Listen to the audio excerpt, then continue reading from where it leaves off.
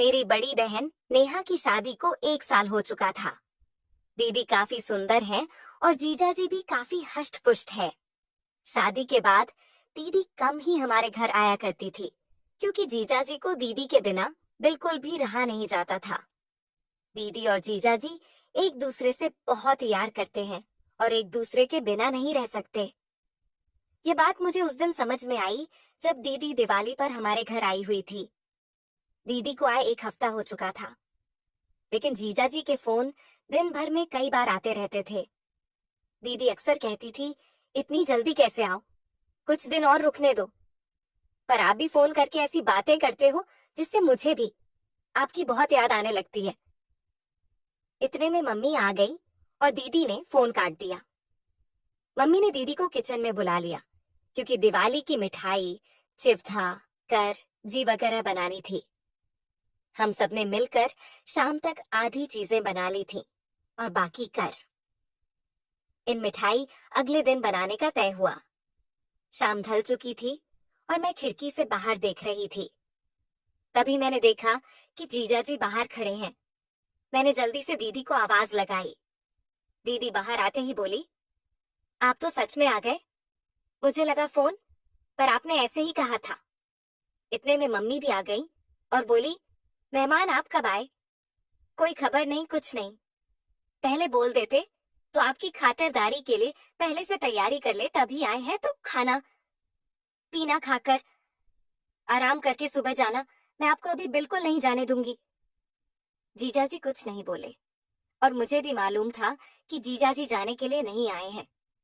में दीदी पानी लेकर आई और जीजा जी को पानी देते हुए धीरे से फुसफुसाई, मुझे अच्छे से पता है कि आप किस लिए हैं। 1 हफ्ता भी नहीं रह पाए मेरे बिना।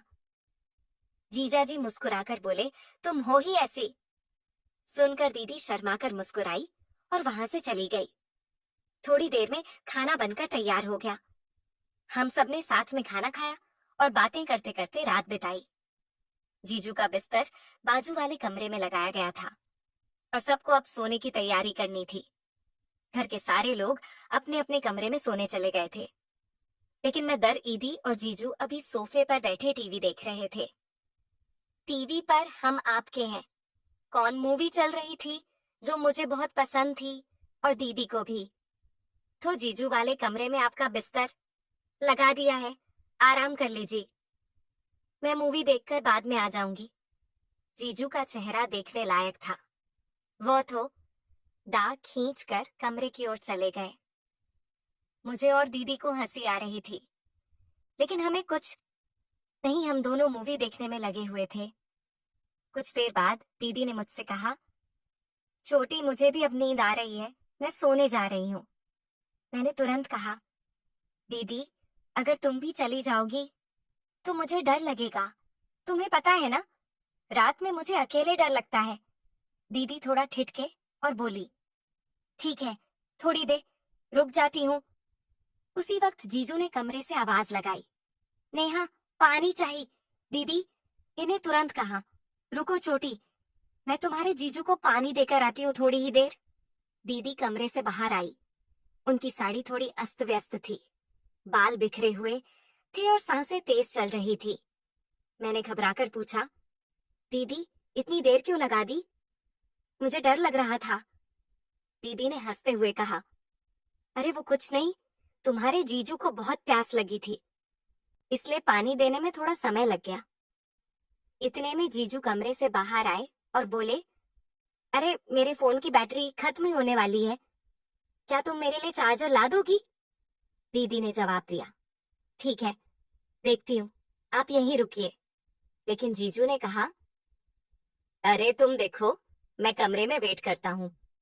ये कहते हुए वे वापस कमरे में चले गए। दीदी मेरे कमरे में गई और वहां से मेरा फोन चार्जर उठाकर जू को देने उनके कमरे में चली गई। मैंने सोचा कि चार्जर देकर वे तुरंत वापस आ जाएगी, लेकिन थोड़ी देर बीत गई और दीदी का कोई आँख सा नींद किया और अपने कमरे में सोने चली गई। लेकिन मुझे नींद नहीं आ रही थी। बिस्तर पर लेटकर मैं अपना फोन चलाने लग। आधे घंटे बाद मेरा फोन डेड हो गया, उसकी बैटरी खत्म हो चुकी थी। अब मैं इधर उधर चार्जर ढूंढने, लेकिन न याद आया कि मेरा चार्जर तो दीदी ले गई है। अब मैं असमंजस में थी, क्या चार्जर लेने के लिए जाऊं या नहीं। नींद तो वैसे भी नहीं आ रही थी और बोरियत भी हो रही थी। मैंने सोचा कि शायद चार्जिंग अभी शुरू हुई हुई हो। मन ही मन मैंने तर्क किया कि आजकल के फास्ट चार्जर कितनी जल्दी फोन चार्ज कर देते हैं। फिर भी कुछ फोन ऐसे होते हैं जिनकी बैटरी धीमी चार्ज होती है। चाहे कितना भी फास्ट टी चार्जर लगा लो, वक्त लगी जाता है। मैं सोचने लगी कि एक बार जी काटना मुश्किल लग रहा था। आखिरकार मैं चार्जर लेने के लिए जीजू और दीदी के कमरे की ओर बढ़ी। जैसे ही दरवाजा खोलने की कोशिश की, वह अंदर से बंद था। खिड़की भी पूरी तरह से, खिड़की भी पूरी तरह से अंदर से बंद। लेकिन कमरे के अंदर से हल्की रख ओशनी बाहर आ रही थी, जो कांच की खिड़की से दिख रही थी। मैंने सोचा सो तो वो नहीं गए होंगे। कुछ पल थिठकी, फिर दीदी को आवाज लगाई। पहली बार कोई जवाब नहीं आया। दूसरी बार फिर आवाज दी, तब दीदी की आवाज आई, क्या है, क्यों परेशान कर रही है इस टाइम पर। मैंने कहा, दीदी वो मेरा फोन चार्जर है, चार्जिंग तो अभी अभी शुरू हुई है, तुम जाकर सो जाओ, परेशान मत करो। मैंने कहा, दीदी बस 10 मिनट के लिए चार्जर दे दो, मेरा फोन फास्ट चार्जिंग करता है। दीदी ने जवाब दिया, ठीक है बाबा, लाती हूँ, तू अपने कमरे में जा। मैं अपने कमरे में लौट गई। थोड़ी धौन देर बाद दीदी चार्जर लेकर आई और बोली, ये ले तेरा चार्जर, अब परेशान मत कर। जैसे ही मैंने चार्जर लिया, मेरी नजर दीदी पर पड़ी। मैंने पूछा, दीदी आपने ये क्या पहना है, ये तो जीजू का शर्ट है, आप तो साड़ी में थी ना। दीदी ने कहा, चुप बैठ, मैं जा रही हूँ। यह कहकर दीदी वापस कमरे में चली गई। मैंने चार्जर से अपना फोन चार्ज करना शुरू कर दिया। सिर्फ 50 मिनट में मेरे फोन की काफी बैटरी चार्ज हो गई थी। मैंने सोचा, चलो अब चार्जर वापस दे आती हूँ। अगर दीदी सो भी रही होंगी तो मैं खुद जीजू का फोन चार्जिंग पर लगा दूंगी। मैं चार्जर लेकर दीदी और जीजू के कमरे की ओर गई। इस बार दरवाजा थोड़ा सा खुला हुआ था। शायद दीदी जल्दी में बंद करना भूल गई होंगी। जैसे ही मैंने दरवाजा खोला और अंदर कदम रखा, मेरे सामने ऐसा नजारा था जो मैंने अपनी जिंदगी में कभी नहीं देखा था। मेरी आंखें फटी की फटी रह गईं। मुझसे ये बहुत बड़ी गलती हो गई थी। मुझे अंदर आने से पहले आवाज देनी चाहिए। मुझे उन दोनों को देखकर बेहद झिझक महसूस हो रही थी, लेकिन दीदी और जीजू को इस बात का जरा भी अंदाजा नहीं था कि मैं दरवाजे पर खड़ी हूँ और उन्हें देख रही हूँ। उसके बाद जो हुआ उसे जानकर आप इतने हैरान हो जाएंगे कि आप